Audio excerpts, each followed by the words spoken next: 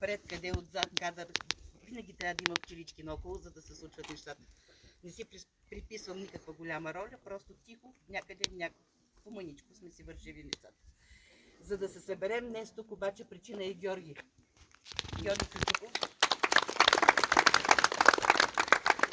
който за пореден път прави опит да не остава Петър в забрава, да имаме памет за това, което се е случило и ако можем заедно всички с нашата енергия да възбудим и да пробудим миналото да се случи и за бъдеще. Аз съм изключително вярващ човек, когато искаме нещо, то ще се случи. Няма как да не се случи.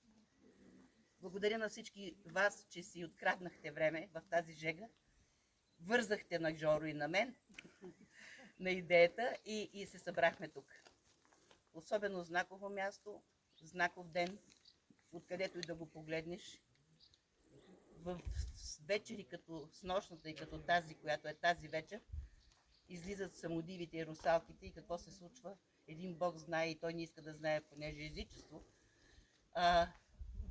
В такива нощи имаше идея на времето, ако помните, и Петър я споделяше, да усъмнем упулени на хълма или в подножието му, да слушаме музика, да твориме такава и да се поклоним на билката, да се поклоним на деня и на слънцето на изгрева, на лятното слънцестояние. Затова винаги от 2001 година на насам фестивалите започваха точно тогава.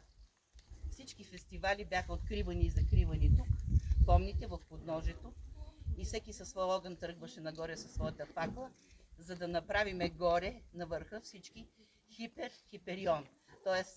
свръх огъня, голямата огнена мощ. И се случваше с дух, с енергия, с любов и с желание.